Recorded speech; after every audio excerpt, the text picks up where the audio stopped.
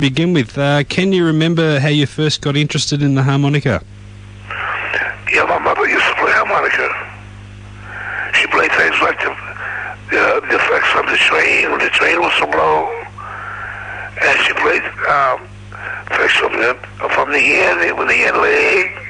The cackles used to play that, and I liked to play that. And thought it was all to play harmonica. And then I read Rice Mama, who was Sonny Boy #2. Yeah. And I picked up on some of the stuff he was doing and started playing it. And that's where I got started. Sonny Boy was a great influence on you. Do you recall the first time you met him? Yeah, I was 9 years old. Mark will take me to him. She was, I was raised up on a farm in Mississippi, and came from a family of 9 kids, and I was our uncle speak out to 9 kids, and he kind of carried me around with him, showed me everything he did. I wanted to do all the things he did, drive the tractor and all that, and meet up to a tractor together, get paid $3 a day. $36 every 2 weeks, and I got paid off that Saturday evening, and said only come to that porch and played the harp. I made $36 for work in 2 weeks. Played the harp for about an hour and made 46. And Marco said that this wasn't a place for me, so he took me to Sonny Boy. It must have been a great learning experience spending so much time with Sonny Boy. Was he a good teacher to you? Yeah, at the time he was. He had his ways, but he was a very nice fellow. I believe at one stage he just handed his band over to you. Pardon me? I believe at one stage he gave you his band. Yeah, when I was 15, he gave his band. I stayed there 6 years, and he and his wife fell apart. And he went to look for it, and he gave me the band, which didn't stay together long. I wasn't old enough. Yeah. Now, Helen Wolf was another one that you worked with in those early days. What kind of band leader was he to work under? Good, very good. Helen Wolf was a very good band leader. Yeah, I worked with Helen Wolf for about 4 years. I recorded his first records with him, Morning and Midnight, and how many more years. Now, we often hear that there was a bit of a rivalry between the Wolf and Muddy Waters. Did you witness that at all? Well, I don't know what happened to them somewhere down the line. Maybe it was before I got with them. Some kind of way that they didn't get along good. I don't know why. I never did know why. I believe when you first started playing with Muddy, you were made to play in the same style as Little Walter, his previous harmonica player. That must have been a frustrating time for you. Yeah, that was very frustrating for me because there was nobody who would ever be Little Walter. Up until the day, I think he's one of the greatest harmonica players that ever lived. Did you talk to Muddy about that problem? Yeah, well, I had to finally tell him that after I was in the band for about 3 years. One day I just told him, I said, I'll never be Little Walter, but I can play your music. Mm-hmm. Now, the legends have it that Muddy was very supportive of his musicians seeking their own solo careers. Is that how it was? Did you see that? Muddy was funny type of fellow when it comes to that.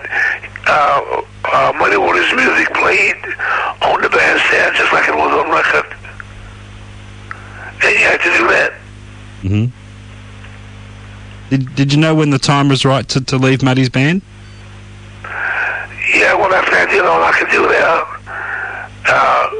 But I disrespected him, and I never wanted to disrespect him in no kind of way. And I knew I would never be Little Walter. And I did all I could do. We got hit records together, we did everything. Then I wanted to do it on my own.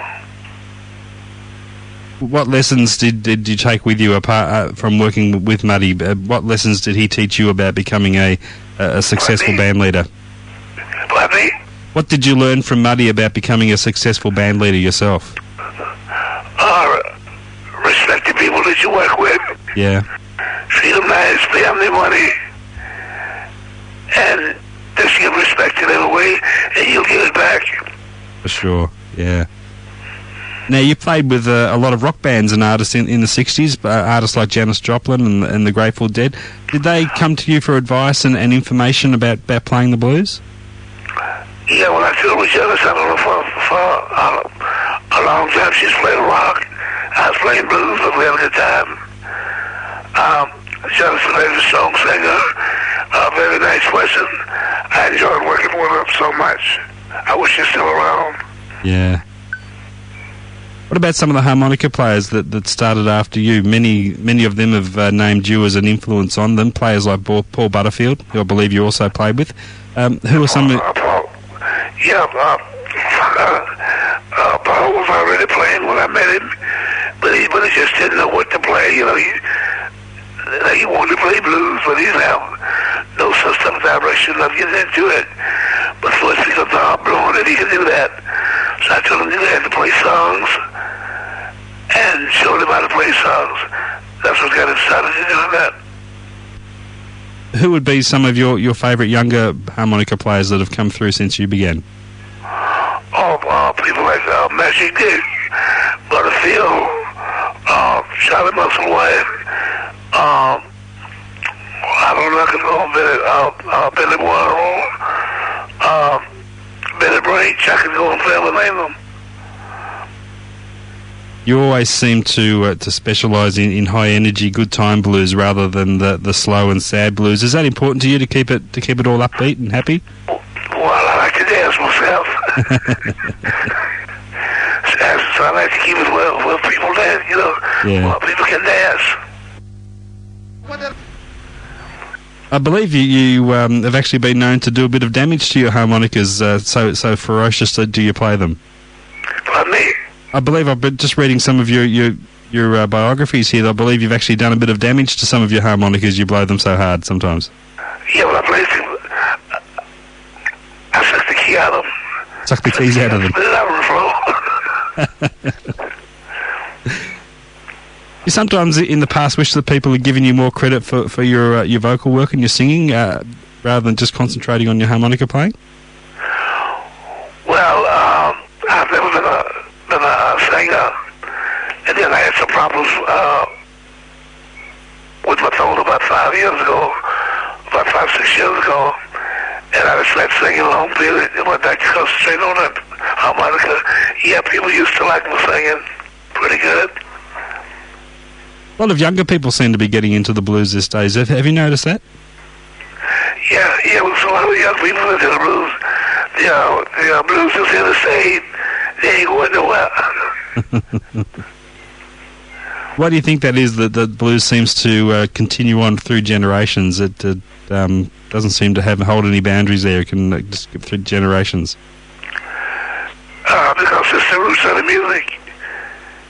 I think first it was church, and secondly it was blues. Is the harmonica an instrument that you still find yourself learning things about after all this time? Yeah, every time I pick it up, I learn something different.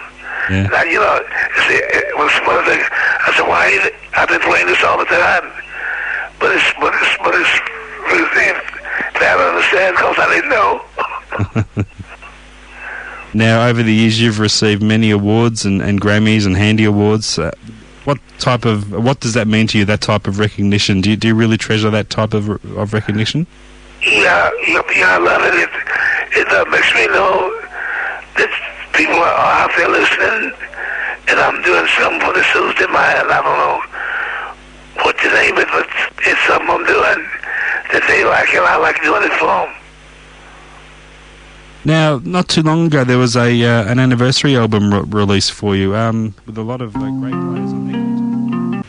Now, not too long ago, there was an anniversary album released for you with a lot of great players on there. Can you tell us a little bit about that album? It must be something you're very proud of. Well, it's called 35 years I had the band. It's called the 35 year jam. The 35th year jam. I'm leaving with the band. And it's a good album. We have a lot of guest singers on it. Coco Taylor, Kim Wilson, Seal Johnson, Ronnie Hawkins, Maria Monak, Bobby Rush, Lucky Peterson. We have a lot of people on there. Wow, that's a great lineup. It must be a great feeling for you to have such a list of friends to call on to record with you. Yeah, when it made me feel good, and I really love all of them because they're good people. Now, you're based in Austin these days. What took you there?